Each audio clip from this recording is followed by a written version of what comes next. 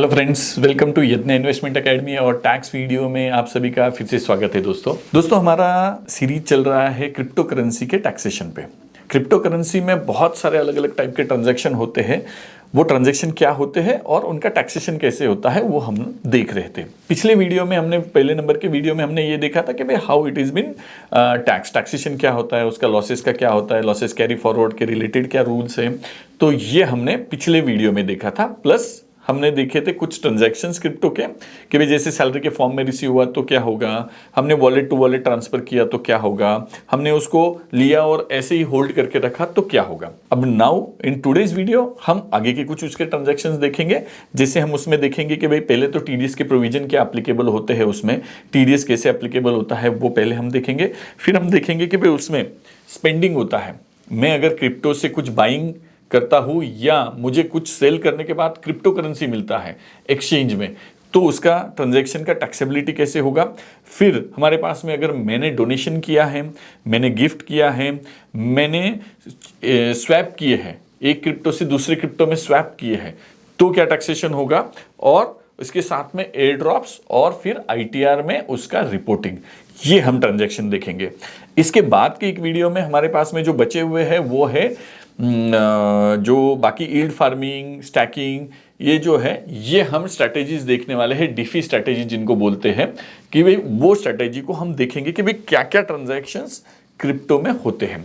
तो चलिए दोस्तों वीडियो के साथ शुरू करते हैं और इसमें हम पहले देखेंगे कि भाई टीडीएस कैसे एप्लीकेबल होता है और क्या होता है टीडीएस। अभी एक तो बात यह है कि भाई हम टीडीएस को पहले इसलिए ज़्यादा कवर कर रहे हैं यहाँ पे क्योंकि अब नंबर ऑफ ट्रांजैक्शन जो भी हम इसमें इनकर करेंगे या क्रिप्टो में जहां पर भी हम डील करेंगे तो यहाँ पे हर ट्रांजैक्शन को हमको टीडीएस के पर्सपेक्टिव से भी देखना है। क्या इस ट्रांजैक्शन में टीडीएस एप्लीकेबल होगा, नहीं होगा, तो इसीलिए पहले हम टीडीएस को कवर कर लेते हैं सो दैट आगे के आने वाले सारे ट्रांजैक्शन में हमको टीडीएस के प्रोविजन ध्यान में आ जाएंगे। अब टीडीएस के लिए गवर्नमेंट ने 194S ये सेक्शन इन किया हुआ है और ऑलरेडी हमारे पास में एक 206AA का सेक्शन है जो कि नॉन पैन होल्डर के लिए है। तो ये दोनों सेक्शन के साथ में हम चलने वाले हैं। पहले देखते हैं जो मेन क्रिप्टो के रिलेटेड टीडीएस का सेक्शन है वो है 194S। यहां पर गवर्नमेंट ने बताया कि भाई अगर मैं क्रिप्टो में डील कर रहा हूं, मतलब मैं अगर कोई क्रिप्टो बाय कर रहा हूं, ये मेनली हमको ये देखना है कि भाई टीडीएस कब लगता है, जब मैं किसी को पेमेंट कर रहा हूं। पेमेंट कब करूंगा, जब मैं बाय कर रहा हूं। तो ये बहुत क्लियर थॉट रहना चाहिए कि भाई if I am deducting TDS तो मतलब मैं पेयर हूं। तो जब मैं क्रिप्टो को बाय कर रहा हूं तब मैं पेयर होने वाला हूं, क्रिप्टो के लिए मैं पैसा देने वाला हूं। तो सिंपल में अगर मैं कोई क्रिप्टो करेंसी बाय कर रहा हूं तो क्रिप्टो करेंसी बाय कर रहा हूं तो मुझे 1% टीडीएस डिडक्ट करना है जिससे मैं बाय कर रहा हूं उससे, मतलब सेलर का 1% टीडीएस डिडक्ट करना है। जनरली हमने प्रॉपर्टी के ट्रांजैक्शन में देखा हुआ है कि भाई प्रॉपर्टी में खरीदता हूं तो 1% टीडीएस करना होता है। सेम वे क्रिप्टो में खरीद रहा हूं तो 1% टीडीएस डिडक्ट करना पड़ेगा। किसका? अगर सामने वाला बंदा रेसिडेंट है तो ही।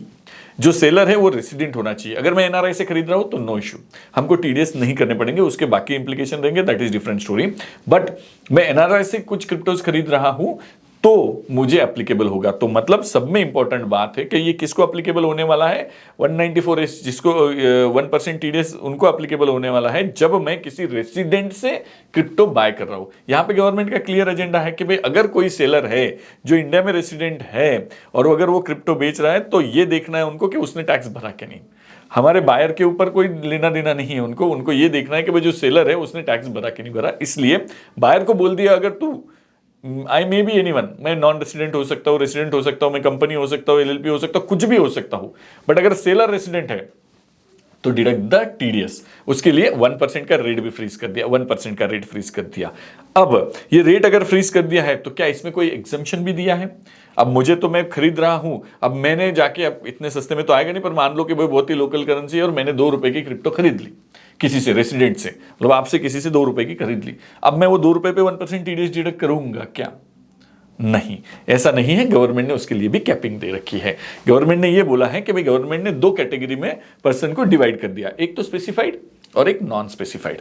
तो पहले स्पेसिफाइड पर्सन को क्या बोल दिया है कि भाई अगर एक बंदा स्पेसिफाइड है तो स्पेसिफाइड मतलब कौन? इंडिविजुअल और एचयूएफ।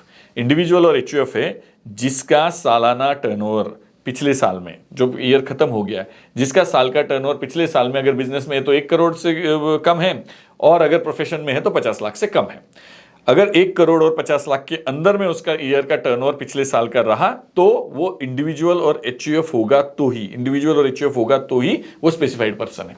स्पेसिफाइड पर्सन कौन है? अगर वो इंडिविजुअल है, एचयूएफ है, और सेकेंड लेयर में उसका टर्नओवर पिछले साल में 1 करोड़ अगर बिजनेस वाला है तो और प्रोफेशन वाला है तो 50 लाख से कम होना चाहिए। 1 करोड़ और 50 लाख से कम होगा और वो इंडिविजुअल एचयूएफ होगा तो वो स्पेसिफाइड पर्सन है। अगर ऐसा बंदा मुझे बेच रहा है क्रिप्टो करेंसी में, उससे खरीद रहा हूं, तो 50,000 के ऊपर अगर ट्रांजैक्शन जाता है साल भर में, मैं ऐसे 10 लोगों से खरीद रहा हूं, इससे 5,000 के खरीदे, इससे 10,000 के खरीदे, इससे 25,000 के खरीदे, इससे 5,000 के खरीदे, ऐसे सब ट्रांजैक्शन मिलके अगर मेरा साल भर में मेरी परचेसिंग 50,000 से ऊपर नहीं हो रही है तो I need not have to deduct the TDS. हो सकता है मैं उसी से 49,000 की खरीदी कर लूं तो भी टीडीएस नहीं डिडक्ट होगा, एक ही बंदे से कर लूं तो भी, पर वो स्पेसिफाइड होना चाहिए। अगर स्पेसिफाइड नहीं है, मतलब ये दोनों लोग छोड़कर, इंडिविजुअल एचयूएफ बिलो 1 करोड़ और 50 लाख की लिमिट छोड़कर कोई भी बंदा है जिससे मैं खरीद रहा हूं, provided he is resident. Resident की कंडीशन भूलना नहीं है कि भाई वो हमेशा रेसिडेंट होना चाहिए। तो सामने वाला, बेचने वाला मुझे रेसिडेंट अगर है तो वो कौन हो सकता है? वो इंडिविजुअल एचयूएफ जिसकी 1 करोड़ के ऊपर का टर्नओवर है, या फिर 50 लाख के ऊपर का प्रोफेशनल रिसीट है, या फिर एलएलपी है, प्राइवेट लिमिटेड कंपनी है, पार्टनरशिप फर्म है, कोई भी ट्रांजैक्शन, कोई भी एंटिटी स्ट्रक्चर हो सकता है इंडिविजुअल एचयूएफ छोड़कर, जिनका 1 करोड़ और 50 लाख के नीचे की लिमिट है, जिनको स्पेसिफाइड में डाल दिया, 50,000 का लिमिट दे दिया। ये दोनों छोड़कर कोई भी बंदा है जिससे मैं खरीद रहा हूं और वो रेसिडेंट है तो 10,000 की लिमिट सिर्फ। मैं साल भर में ऐसे लोगों से सिर्फ 10,000 तक का ही विदाउट टीडीएस खरीद सकता हूं। तो अगर मेरे वॉलेट में 50,000 के क्रिप्टो पड़े हैं और अगर वो क्रिप्टो मैंने किसी से खरीदे हैं और वो अगर रेसिडेंट है तो मुझे उसका टीडीएस करना चाहिए था। If I don't do the TDS, मुझे उसका इंटरेस्ट लगेगा, वो टीडीएस का पैसा भरने की जिम्मेदारी मेरी रहेगी, और उसके साथ में नॉन फाइलिंग ऑफ टीडीएस के लिए पेनल्टी अलग से लगेगी। तो ये चीजें हम क्रिप्टो में डील तो करते हैं बट हमको ये पता नहीं है। तो ये बहुत इंपॉर्टेंट चीज है दोस्तों कि भाई टीडीएस के प्रोविजन के लिए गवर्नमेंट आज जब तक पता नहीं है तब तक कुछ नहीं बोलेगा। One fine day he will come out with the notice कि भाई आपने 10,000 से ज्यादा का तो बाइंग किया है, वो भी रेसिडेंट से, तो आपने टीडीएस क्यों नहीं भरा उसका। तो ये चीज को हमको देखना है कि भाई टीडीएस जो है 2 कैटेगरी में डिवाइड किया। स्पेसिफाइड पर्सन है, इंडिविजुअल एचयूएफ बिलो 1 करोड़ और 50 लाख की लिमिट, तो 50,000 तक का मैं साल भर में खरीदी कर सकता हूं विदाउट टीडीएस। अगर 50,000 क्रॉस कर जाता है तो मुझे टीडीएस मैंडेटरी है, और अदर देन स्पेसिफाइड पर्सन 10,000 तक, सिर्फ इतना ही। तो ये हो गया हमको टीडीएस एप्लीकेबल होने के। इसमें टू सम अप क्या होगा कि भाई अगर टीडीएस किसको एप्लीकेबल होना है, पहले तो सेलर रेसिडेंट होना चाहिए, वो कोई भी एंटिटी स्ट्रक्चर में रहने दो, कंपनी है तो डोमेस्टिक कंपनी होनी चाहिए, एलएलपी रहने दो, फर्म रहने दो, वो इंडियन रहना चाहिए, तो रेसिडेंट होना चाहिए सामने वाला बंदा, तभी उसको एप्लीकेबल होने वाला है, उसका ही टीडीएस मुझे डिडक्ट करना है। अगर मैं कोई भी फॉरेन कंपनी से खरीद रहा हूं, फॉरेन के एलएलपी से खरीद रहा हूं, फॉरेन की फर्म से खरीद रहा हूं, फॉरेन के एनआरआई से खरीद रहा हूं, फॉरेन सिटीजन से खरीद रहा हूं, तो नो इश्यूज। जब तक कि वो रेसिडेंट नहीं है टीडीएस प्रोविजन उसको एप्लीकेबल होने नहीं है, मतलब मुझे डिडक्ट करना नहीं है, उसको एप्लीकेबल हो रहे पर मुझे डिडक्ट करना है वो, तो इसलिए मुझे एप्लीकेबल होने वाले नहीं है, इसलिए रेसिडेंट के लिए वो कैटेगरी है। तो अब ये हो गया कि भाई टीडीएस 1% डिडक्ट करना है। मान लो मैंने 1 लाख का खरीदा तो 1 लाख के ऊपर 1% करना है, पर अगर सामने वाले के पास पैन नहीं है, अगर सेलर के पास पैन नहीं है तो सीधा 20%, 206AA सेक्शन, जो हर किसी को एप्लीकेबल, अदरवाइज भी एप्लीकेबल होता है कि कोई अगर बिना पैन वाला है तो उसका 1%, 2%, 5%, 10% कुछ मत करो, सीधा 20% कर दो, क्योंकि वो गवर्नमेंट के पकड़ में आने वाला है नहीं, तो गवर्नमेंट पहले ही टैक्स ले रहा है उसका। अगर उसको क्लेम करना है तो वो पैन दे और उसका क्लेम कर ले टीडीएस। तो इस तरह से they want to be regularize all these things, so इसीलिए उनको ये टीडीएस करके लेना जरूरी है। अब टीडीएस अलग अलग ट्रांजेक्शन तो अलग अलग वे में होते हैं। अब मान लो कि भाई मैंने काउंटर टू काउंटर, मतलब आपसे मैंने खरीद लिया, सामने सामने अपन दोनों मिल रहे हैं और हमने खरीद लिया, तो मैं आपका तो डिडक्ट कर सकता हूं। अब मैं एक्सचेंज पे बैठा हूं, एक्सचेंज में मैंने कुछ खरीदी बिक्री की, तो एक्सचेंज में की है, तो एक तो अगर एक्सचेंज पेमेंट को भी, ट्रांजैक्शन को भी एंटरटेन कर रहा है, मतलब एक्सचेंज के थ्रू ही पेमेंट हो रहा है, तो ज्यादातर करके एक्सचेंज वाले ये सारी रिस्पॉन्सिबिलिटी लेते हैं कि भाई हम इसका टीडीएस डिडक्ट करके भर देंगे गवर्नमेंट को। तो हमको ये भी ध्यान रखना है कि भाई अगर मेरा ट्रांजैक्शन क्रिप्टो का एक्सचेंज के थ्रू हुआ है तो हो सकता है एक्सचेंज ने ऑलरेडी मेरा रिपोर्टिंग कर चुके हैं कि भाई मैंने क्रिप्टो बेचे हैं, तो क्रिप्टो आपने बेचे हैं तो उसका आपका टीडीएस डिडक्ट करते हो गवर्नमेंट को भर देते हैं। अगर एक्सचेंज जो है, जिस एक्सचेंज के थ्रू, जैसे वजीरेक्स वगैरह ये एक्सचेंज के थ्रू हम डील कर रहे हैं और पेमेंट दूसरा कोई मैनेज कर रहा है, उसका सिर्फ मैं क्रिप्टो वॉलेट वहां पे मैनेज कर रहा हूं और पेमेंट दूसरी जगह से मैनेज हो रहा है, तो उस केस में हमारी रिस्पॉन्सिबिलिटी डाइल्यूट नहीं होती है। हमारी रिस्पॉन्सिबिलिटी हमारी होती है, हमको उसको टीडीएस करना ही होता है, unless and until the pair says कि भाई हाँ हमने आपका टेक केयर किया है, हम उसका, या एक्सचेंज बोले कि भाई हम टीडीएस भर देंगे। तो ये जनरली टू फैसिलिटेट कि भाई लोगों को ट्रांजैक्शन करना अच्छा हो जाए, कन्वीनियंट हो जाए, इसलिए जनरली एक्सचेंज ये रिस्पॉन्सिबिलिटी लेता है। पर अगर टीडीएस नहीं हो रहा है तो ये हमारी जिम्मेदारी है कि मैं उनको बोले कि भाई टीडीएस करो, या फिर हमने टीडीएस करना चाहिए। तो ये यहां पर देखोगे कि भाई टीडीएस के प्रोविजन काफी हार्श है। जनरल बंदा जो चलते फिरते कोई भी क्रिप्टो खरीद लेता है, वो कहां से टीडीएस ढूंढेगा, कहां से ढूंढेगा, वो स्पेसिफाइड है कि नहीं है, कहां से ढूंढेगा कि भाई उसको टीडीएस एप्लीकेबल होगा कि नहीं, वो रेसिडेंट है कि नहीं, वो कहां से आके बताएगा मुझे। तो मतलब इन नटशेल गवर्नमेंट नहीं चाहता है कि भाई कोई भी बंदा, इंडिया में रहने वाला बंदा कोई भी क्रिप्टो के साथ डील करे, क्यों कोई भी करे, ये नहीं चाहता है। तो टीडीएस वेरी इंपॉर्टेंट है। बहुत कैजुअल वे में हम कर देते हैं तो उसके बाद में टीडीएस का बहुत महंगा पड़ जाता है कि भाई वो जब पेनल्टी और इंटरेस्ट आएगा तो it will be reasonable cost. और दूसरी बात, इसमें हमारे लिए जो फॉर्म्स है ये भी गवर्नमेंट ने डिक्लेयर कर दिए कि भाई कौन से फॉर्म में आपको टीडीएस रिटर्न भरना है, टीडीएस का मतलब पेमेंट कौन से चालान में भरना है। तो स्पेसिफाइड के लिए अलग दे दिया, नॉन स्पेसिफाइड के लिए अलग दे दिया। नॉन स्पेसिफाइड के लिए तो जनरल जो टीडीएस वो कंप्लायंस करते ही है, क्योंकि कंपनी होगा, ऑडिट की केस होंगे, ये होंगे, तो वो करते ही है, तो उनको वो यूज टू है। बट नॉन स्पेसिफाइड के लिए जो है उनकी अलग प्रोसीजर है। जैसे प्रॉपर्टी टीडीएस होता है, इस टाइप में उन्होंने 26 EQ ये फॉर्म दे रखा है कि भाई जहां पर स्पेसिफाइड पर्सन है उसके लिए 26 EQ में हमको भरना है, और उसकी टाइमलाइन भी दे रखी है कि भाई ट्रांजैक्शन होते ही उस महीने के अगले 30th डे में होना चाहिए, जिस महीने में ट्रांजैक्शन हुआ उसके अगले 30th डे में। तो इस तरह से हमारे पास में टीडीएस के लिए हमने देखा कि भाई ओवर द काउंटर हमने डील किया तो है, एक्सचेंज के थ्रू किया तो अलग बात है। अब ऐसा होने के चांसेस है कि भाई एक क्रिप्टो देके दूसरा क्रिप्टो एक्सचेंज हो रहा है, इसका टैक्सेशन आगे आएगा, बट टीडीएस जो है उसके ऊपर भी हमको अप्लीकेबल होता है। या कभी ऐसा होता है कि भाई एक्सचेंज में आता है कि भाई मैं शॉपकीपर हूं, मैं छोटा शॉपकीपर हूं, तो मैंने कुछ दिया, या फिर मैंने अपना लैपटॉप आपको दे दिया, आपने वो लैपटॉप के अगेंस्ट में मुझे क्रिप्टो दे दिया, तो ये यहां पर भी क्रिप्टो का एक्सचेंज हो गया। जैसे हम शॉप्स में भी, ऑनलाइन शॉपिंग में वगैरह बहुत से जगह पे क्रिप्टो चलते हैं, बट इंडिया में वो अभी तक इतने इसमें नहीं चलते हैं। तो पर जो भी पेयर है, मतलब जो भी क्रिप्टो ले रहा है, तो मतलब अगर मैं शॉपकीपर हूं और मैंने कुछ आपको बेचा है और उसके अगेंस्ट में आपने अगर मुझे क्रिप्टो दिए हैं, तो वहां पर भी मुझे टीडीएस करना जरूरी है वहां पर भी, क्योंकि I am buying your cryptos against something else which is not money. पैसों में नहीं दे रहा हूं मैं, बार्टर कर रहा हूं मैं, कुछ और दे रहा हूं आपको, तो वैसे केस में भी मुझे टीडीएस कर लेना है, वो टीडीएस करना जरूरी है मुझे। अब टीडीएस कैसे करेंगे उसकी भी गाइडलाइंस गवर्नमेंट ने दे रखी है कि भाई एक्सचेंज में कैसे होगा। अब ये हो गए मोटा मोटी टीडीएस की गाइडलाइंस। टीडीएस और डिटेल में बहुत है, बहुत सारे सिनारियोज गवर्नमेंट ने कवर किए हैं, बट आपको बेसिक फ्रेमवर्क में ये पता रहना चाहिए कि भाई टीडीएस एप्लीकेबल कब होता है। जब एप्लीकेबिलिटी पता चलेगी तो आप ढूंढ लोगे बाकी चीजें, या आप हमको पूछ भी सकते हो। तो इसलिए टीडीएस के बारे में ये हो गया। अब चलते हैं आगे के अलग अलग ट्रांजैक्शंस में।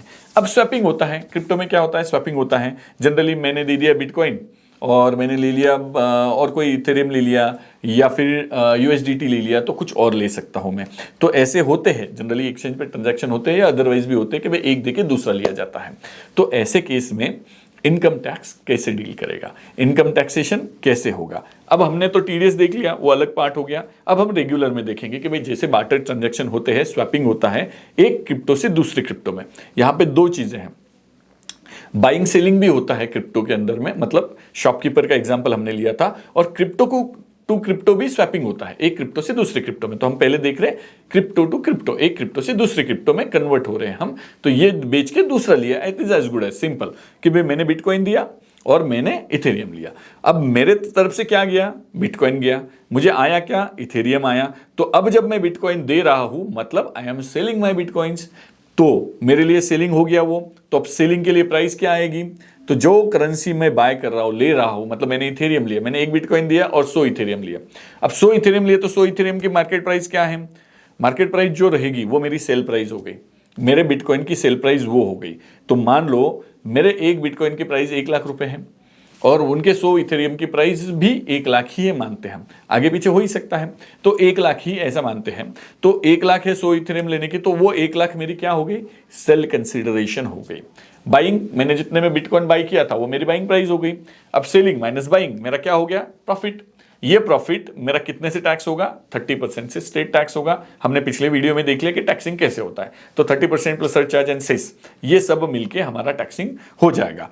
इसमें कोई लॉस वगैरह ये सारी प्रोविजन हम पहले डिस्कस कर चुके हैं। नो लॉस का मतलब लॉस होगा तो कोई बेनिफिट नहीं मिलेगा, कैरी फॉरवर्ड नहीं होगा, ये सारी चीजें हम पहले देख चुके हैं। तो हमने एक्सचेंज में अगर दूसरा क्रिप्टो लिया है तो उसकी डीलिंग कैसे हो गई, तो हमारे लिए एक दिया, उसकी जो मार्केट वैल्यू है वो मेरी सेल कंसिडरेशन बनी, कॉस्ट ऑफ एक्विजिशन लेस हो गया, प्रॉफिट पे मेरा 30% टैक्स लग गया। मान लो मैंने बिटकॉइन 30,000 में लिया था, अभी 1 लाख के अगेंस्ट में मैंने दे दिया उसको, तो 70,000 मेरा टैक्सेबल होने वाला है। टीडीएस अभी हमने देखा कि एक्सचेंज में है, तो यहां पर दोनों करेंसी स्विच हुए हैं।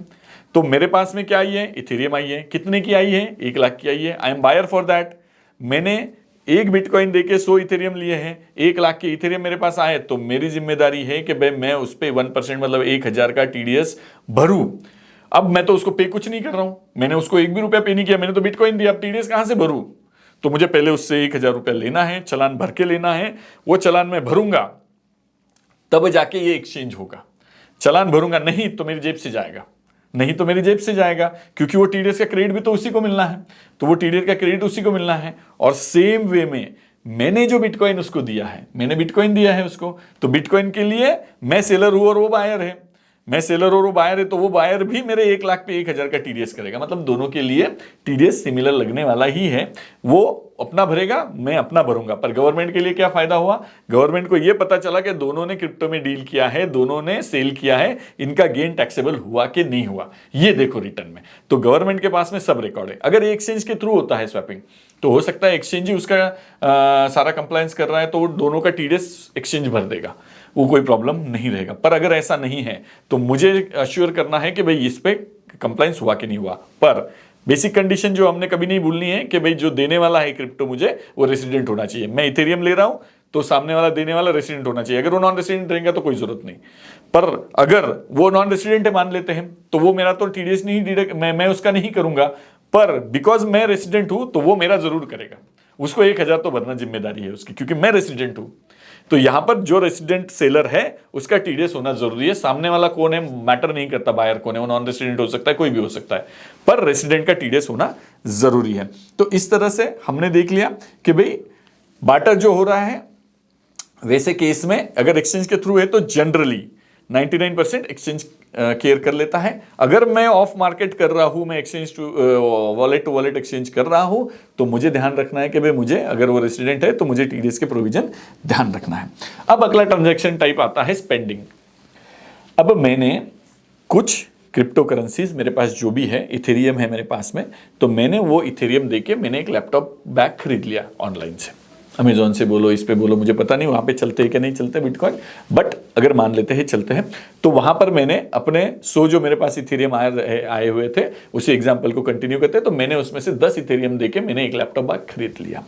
अब मैंने जब ये 100 इथेरियम दिए हैं, तो यहां पर मेरे से क्या गया, मेरे क्रिप्टोज चले गए। अब वहां पे क्या होने वाला है, वहां पे मैंने कुछ खरीदा है, मटेरियल खरीदा है।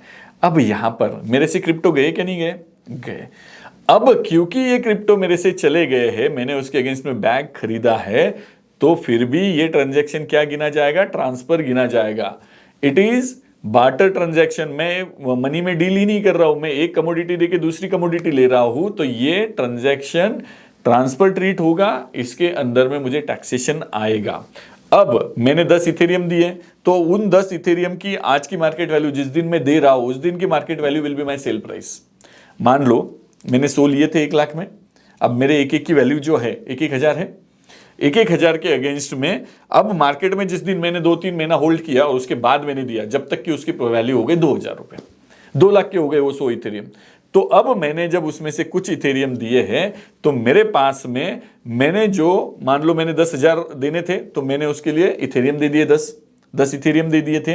अब मेरी बाइंग कॉस्ट कितनी है उसकी, जब खरीदा था तब तो 10,000 थी, पर आज मैंने दिया कितने के प्रोडक्ट को खरीदने के लिए, 20,000 के प्रोडक्ट को खरीदने के लिए दिया है, तो मतलब जो 10,000 बीच में बचा है वो मेरा कैपिटल गेन है। 10,000 मेरी बाइंग हो गई, 20,000 में मेरा बिका गया। It is as good as कि बैग इज इमटेरियल। मेरी आज की फेयर मार्केट वैल्यू जो है उस इथेरियम की, वो मेरे लिए मेरे ट्रांजैक्शन वैल्यू हो गई। और ये जो 10,000 रुपया है बीच का, ये हो गया मेरे लिए टैक्सेबल एट 30%। 30% पे टैक्स हो गया। मैंने खरीदा था वो 10,000 100 इथेरियम मेरे पास थे, अब वो मैंने बेच दिया। It is as good as selling for that bag, against that bag. मैंने पैसा नहीं लिया, बैग ले लिया। तो मतलब ऐसा बोल सकते हैं हम उसको खुला करें तो मैंने 100 इथेरियम किसी को दिए, उससे मैंने 20,000 रुपए लिए और वो 20,000 से वो बैग खरीदा। Instead of involving any other party, मैंने सीधा उसको ही दे दिए 20,000 के इथेरियम। तो 20,000 के इथेरियम गए, 10,000 मेरी बाइंग कॉस्ट थी, 10,000 पे मुझे टैक्स लग गया। अब वो सामने वाला पार्टी हो सकता है मेरा टीडीएस करे, क्योंकि उसने मेरे से इथेरियम लिए हैं। तो क्रिप्टो करेंसी लिए मैं रेसिडेंट हूं, तो वो मेरा टीडीएस करेगा। नहीं करेगा तो उसकी जिम्मेदारी, मेरा कुछ लेना देना है नहीं, वो उसका कंप्लायंस था, उसने करना चाहिए था। अगर नहीं है तो उसकी जिम्मेदारी आएगी। अब उल्टा ट्रांजैक्शन लेते हैं कि मैं कुछ चीज बेच रहा हूं, मैं शॉपकीपर हूं, मैं कुछ चीजें बेच रहा हूं और मैं अगेंस्ट में इथेरियम ले रहा हूं। तो यहां पर भी अगेन एक्सचेंज हो गया। तो मैं उल्टा सिनारियो कर देता हूं कि लैपटॉप बैग मैं बेच रहा हूं और मैं 10 इथेरियम ले रहा हूं। अब ऐसी केस में मेरे लिए इनकम टैक्स का तो कोई इंप्लीकेशन नहीं, मैंने तो खरीदी की है। तो जब मैं खरीदता हूं तो मुझे बिटकॉइन खरीदने में कोई ट्रांजैक्शन नहीं, मुझे इथेरियम खरीदने में कोई प्रॉब्लम नहीं, मैं खरीद सकता हूं। मैंने उसको प्राइस देने के बजाय बैग दे दी 20,000 की, तो मैंने बैग दे दी। तो मेरे पास बाइंग कॉस्ट क्या हो गई उन 10 इथेरियम की? 20,000 रुपए। 20,000 में मैंने 10 इथेरियम खरीद लिए, हो गया मेरा transaction. But at the same time मुझे ये देखना है कि अगर वो रेसिडेंट है तो टीडीएस करना है, टीडीएस होना चाहिए मेरी तरफ से। तो अगर मेरा टीडीएस नहीं हुआ तो मुझे उसका कंप्लायंस देखना होगा, मैं पेनल्टी के लिए रिस्पॉन्सिबल रहूंगा। फिर नेक्स्ट ट्रांजैक्शन आता है एयर ड्रॉप्स। एयर ड्रॉप्स करके जनरली एयर ड्रॉप्स नोमेनक्लेचर से भी ऐसा है कि भाई ड्रॉप्स दिए जा रहे हैं। जब भी कोई नई जनरली करेंसी लॉन्च होती है तो उसकी मार्केटेबिलिटी बढ़ाने के लिए, क्योंकि इसमें डिफी स्ट्रैटेजी जो है, डिफी टेक्निक्स जो है, इसमें बिटकॉइन लेंड होते हैं, स्टैकिंग होता है, उसका फार्मिंग होता है, इसमें बहुत सारे ट्रांजैक्शन होते हैं। तो उसके लिए पहले उसको मार्केटेबल होना पड़ेगा ना, वो मार्केट में रहना चाहिए, नहीं तो कैसे डील करेंगे लोग उसमें। तो उसकी मार्केटेबिलिटी बढ़ाने के लिए वो लोग जनरली फ्री में ये दे देते हैं, अपने कॉइन्स दे देते हैं, ताकि लोग उसको डील करना शुरू करें, यूज टू हो जाए। ये बहुत लोग उसको यूज करना शुरू करें तो उसको एयर ड्रॉप बोल के उसको फ्री में दे देते हैं, फ्री में बांट देते हैं। मैंने नई करेंसी लॉन्च कर दी, YKK करके मेरी करेंसी आ गई। तो मेरी योगेश नाम से जो करेंसी आई है, वो करेंसी को मुझे अभी मार्केटेबल बनाने के लिए मैं फ्री में बांटता हूं। कैसे बांटता हूं? तो हमारे पास में बहुत सारे प्रमोशनल ये चीजें रहती हैं, जैसे कि भाई आपने हमारे प्लेटफॉर्म पे लॉगिन किया तो आपको 100 दे दिए। वो रेफरल ये रहते हैं कि भाई ये आप रेफर कर दो आप, तो आपको 100 रुपए मिल जाएंगे। वैसे ये अलग अलग टाइप से कि भाई आप हमारे पेज को, मतलब हमारे ट्विटर पेज को, एक्स पेज को लाइक करो, या फिर उसको ये बना फॉलो कर दो, तो इसके लिए आपको मिल जाएंगे कुछ। आप हमारे व्हाट्सएप ग्रुप को ज्वाइन करो, आपको ये मिल जाएंगे। तो ऐसे करते करते वो मार्केटिंग स्ट्रेटेजी के लिए कुछ ना कुछ करने के लिए लगाते हैं, या कभी कभी तो ऐसे ही देते थे कि आपने इस करेंसी में डील किया था इसलिए आपको फ्री में दिए। उनका ही दूसरा कोई करेंसी रहेगा तो आपने इसके पहले ये ट्रांजैक्शन किए तो वी आर हैप्पी, आपका रॉयल्टी बोनस बोल के आपको इतने दे दिए। तो इस तरह से ये अलग अलग वॉलेट्स में ये पैसा मतलब करेंसीज, क्रिप्टोस ट्रांसफर करते हैं, उसको एयर ड्रॉप्स कहते हैं। तो सिंपल में it is for no value, मतलब कोई प्राइस पे नहीं देते हैं, फ्री में दे देता हूं मैं, मेरा मार्केटिंग करने के लिए आपको दे दिए मैंने फ्री में। तो ऐसे सैकड़ों वॉलेट में, हजारों लाखों करोड़ों वॉलेट में जाने के लिए, उनकी करेंसी का मार्केटिंग होने के लिए ये दिए जाते हैं। अब टैक्सेशन पे आते हैं। तो जब मुझे फ्री में कुछ मिला है, मैं हूं रिसीवर, मुझे आपने फ्री में एयर ड्रॉप्स दिए हैं कोई भी करेंसी के, तो मैं अगर मेरे पास में है तो पहले तो यहां पे 2 ट्रांजैक्शन ट्रिगर होते हैं। 2 नहीं, पहले तो एक ट्रांजैक्शन देखते कि भाई जब मैं रिसीव कर रहा हूं तब क्या होने वाला है। तो जब मैं रिसीव कर रहा हूं तो तब मेरे पास में ये फ्री में आया तो मुझे गिफ्ट मिला तो गिफ्ट टैक्सेशन, गिफ्ट का टैक्सेशन आ जाएगा, क्योंकि मैंने पैसा तो नहीं दिया, तो बाय नहीं किया, तो मुझे फ्री में मिला। अब फ्री में मिला है तो कितने वैल्यू का मिला, तो उस दिन का फेयर मार्केट वैल्यू निकाल लो, आज मिला। और जो करेंसी मुझे दी गई है उसकी मान लो कि मैं मार्केट में 100 रुपए की वैल्यू है, 100 रुपए की मुझे क्रिप्टो करेंसीज मिल गई, जो भी नंबर में आया होगा। तो 100 रुपए के मार्केट वैल्यू का गिफ्ट मुझे आज मिल गया। अब 100 रुपए की मार्केट वैल्यू का गिफ्ट मुझे मिल गया तो मेरे वॉलेट में पड़ा है, हैप्पी आई एम। तो ये 100 रुपए जो है मेरे लिए गिफ्ट ट्रीट हो गया इनकम टैक्स पर्पज से।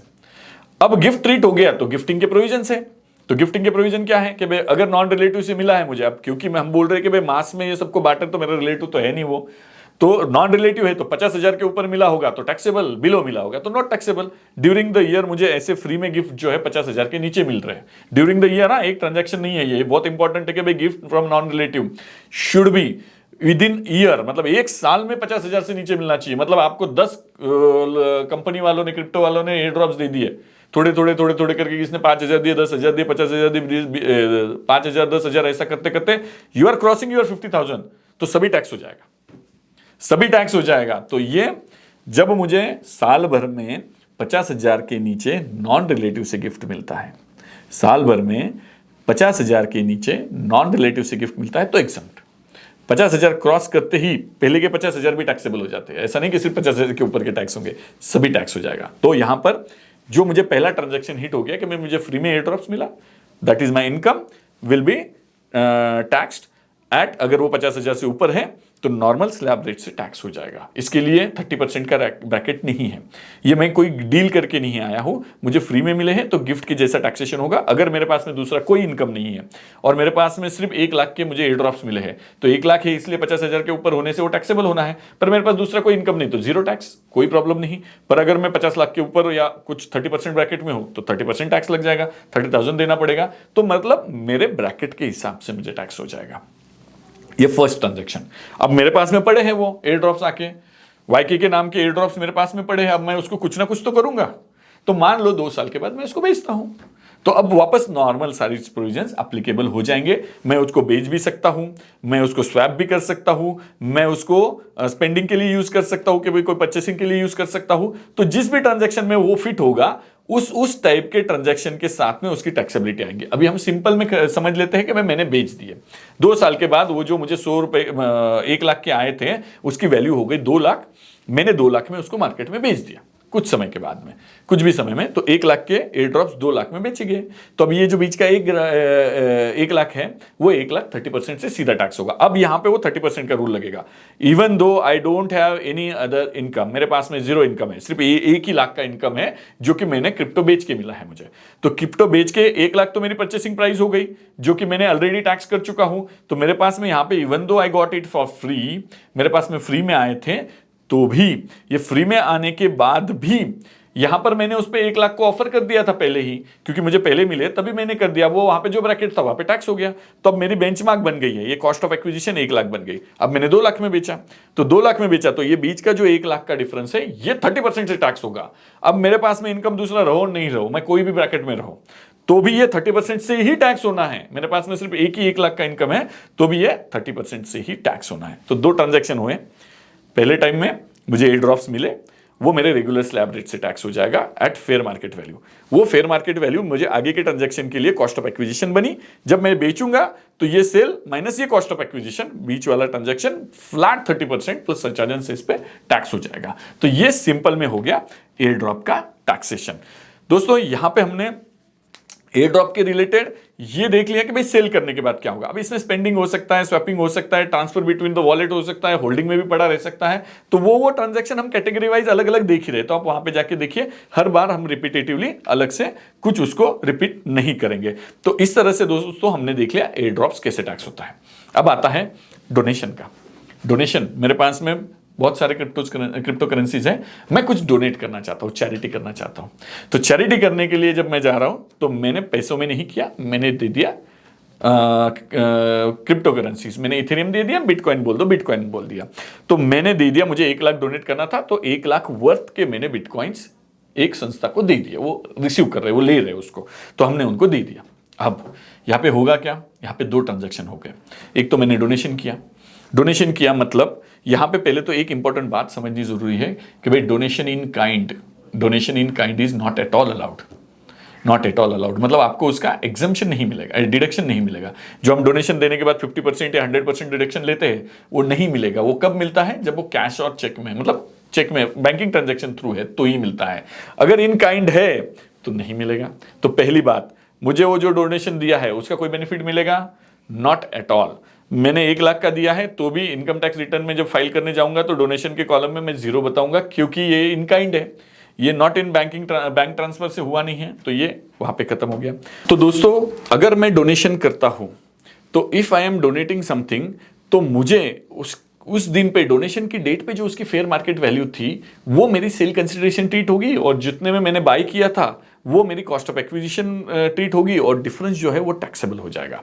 तो अगर इंडिया में किसी को कुछ डोनेट करना है तो वो क्रिप्टो करेंसी में नहीं करके, क्योंकि डोनेशन का तो बेनिफिट मिलना नहीं है, तो बेटर है कि भाई हम मार्केट में बेच दें, मार्केट में बेच के उससे पैसा ले लें, वो पैसा लेकर हम यहां पे डोनेट करें, तो हमारे लिए टैक्स तो लगना ही है क्रिप्टो का टैक्स तो बचना नहीं है। मैंने यहां पे 1 लाख का डोनेशन किया क्या और मार्केट में 1 लाख का बेच दिया क्या, 1 लाख माइनस 50,000, ये जो 50,000 बैलेंस बचा प्रॉफिट का उस पर 30% तो लगा, but at the same time I am eligible to have the deduction for the donation. तो मैंने because I have taken in banking channel and I have donated through banking channel, तो मुझे इसका बेनिफिट मिल गया, मुझे वो डोनेशन का benefit मिल गया, मुझे चैप्टर 6A में मतलब 80G में उसमें मुझे डिडक्शन मिल जाएगा। जो भी काइंड ऑफ संस्था रहेगी, वो जैसे भी ट्रस्ट रहेगी उसके अकॉर्डिंगली 50% 100% मुझे मिल जाएगा। तो इस तरह से donation is not at all advantageous thing through VDM, मतलब क्रिप्टो करेंसी के थ्रू। तो होप दोस्तों आपको ये वीडियो में जो हमने कवर किया कि भाई कैसे TDS के प्रोविजन एप्लीकेबल होने हैं, कैसे स्वैपिंग डील होता है, कैसा डोनेशन होता है, तो ये सारी चीजें आपको समझ में आई होंगी। इसमें कुछ भी नहीं समझा है तो आप बिल्कुल हमें कमेंट बॉक्स में लिखिए। आगे चलते हुए हम आगे देखेंगे कि भाई गिफ्टिंग कैसे होने वाला है, फिर ITR रिपोर्टिंग कैसे होने वाला है, और मेन तो डिफीट स्ट्रैटेजीज कैसे वर्क होती है और उसमें कैसे टैक्सेशन वर्कआउट होता है। तो ये आगे हम चलते चलते देखेंगे। होप दोस्तों आपको ये वीडियो पसंद आया होगा। Thank you for watching the video.